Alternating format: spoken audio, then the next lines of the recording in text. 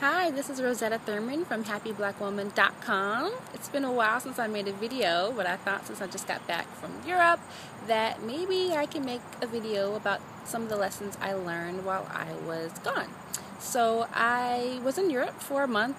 That was a trip that was kind of like a dream trip for me. I was in Italy, Greece, and Spain. In Italy, I went to Rome, Florence, which I loved, Naples, which had the best pizza I've ever had in my entire life.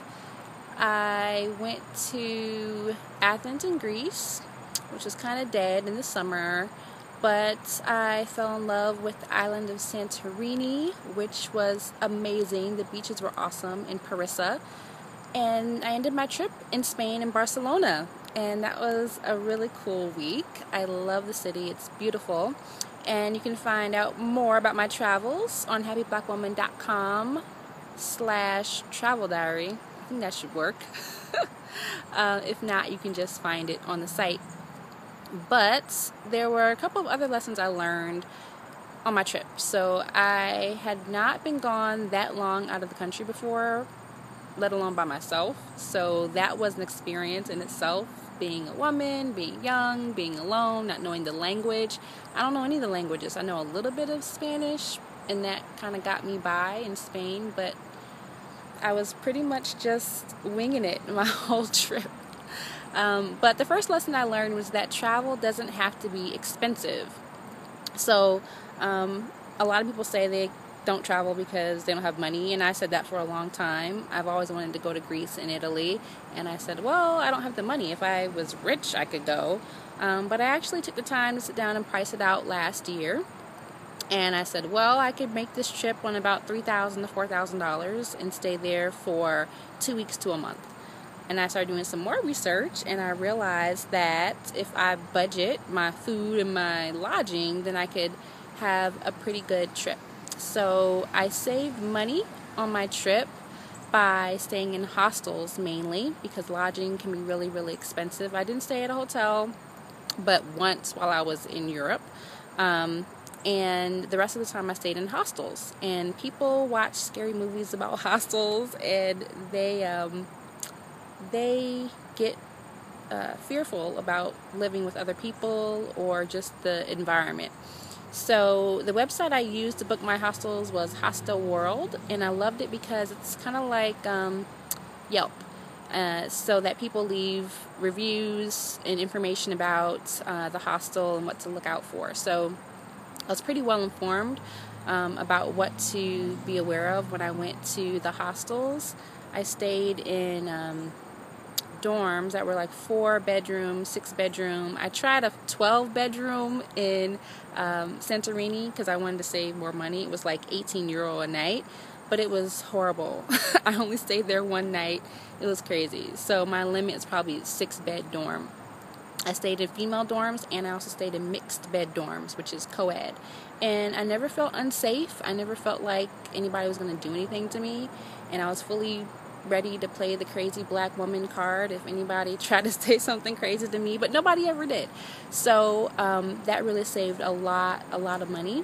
And I deliberately chose hostels that had free breakfast or free dinner or some type of free food that I can take advantage of, so I could save money for my splurge meals, which were my dinners in Italy with pasta and all of that, and tapas in Spain. But for the most part, I saved a lot of money on food. I didn't go crazy with the wine. I didn't do all of that. And I still had a really good time. I did some tours. I took advantage of free walking tours.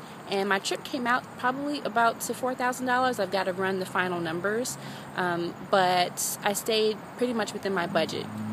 So travel doesn't have to be expensive.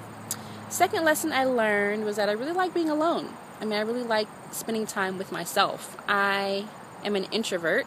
Can you believe it? I'm making this video in a field of greenery, and I'm saying I'm an introvert. I am. Being an introvert just means that you like being by yourself, and that you get energy from being alone.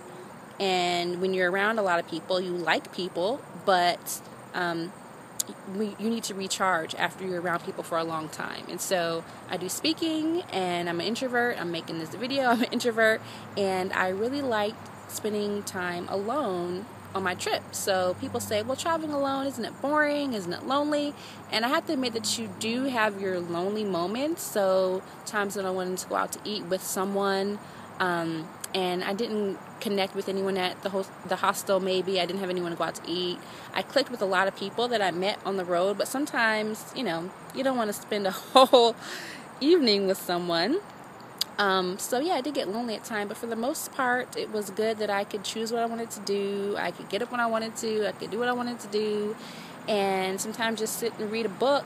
And for the first time in over a year, probably, I finished 2 fiction books, which was awesome, and sort of rekindled my love for fiction, reading fiction. And so, yeah, I learned that I really like being by myself, and I want more of that dedicated me time where I can just sit and read a book. And the third thing that I learned was that it's not a good idea to start a new relationship before you go on a month-long trip to Europe. So I was dating someone before I left. His nickname was The Pianist, if you follow the blog. And yeah, we were all happy-go-lucky, spending time together and really enjoying each other's company before I left. And when I left, it was this big I miss you thing and, wanting to come back. But when I got back, the relationship just wasn't the same. We were still in that new phase, but we had been away from each other for an entire month. We talked most of the time on Skype, and that helped. But I think that you also change a little bit when you go and travel for that long and you learn things about yourself. And I came back and I realized that this is not what I want right now, and so it was a mutual parting, and there's nothing to be sad about, but I thought, well, maybe I should rethink that in the future if I want to go on a month-long trip, which I probably will be going on another one soon, hopefully to Mexico, not sure though, but definitely sometime before the middle of 2013. But those are my 3 lessons. Travel doesn't have to be expensive. I really like being alone, and don't start a new relationship before you leave the country for a month. You can find out more about my trip at happyblackwoman.com. Thanks for watching, and see you on the blog.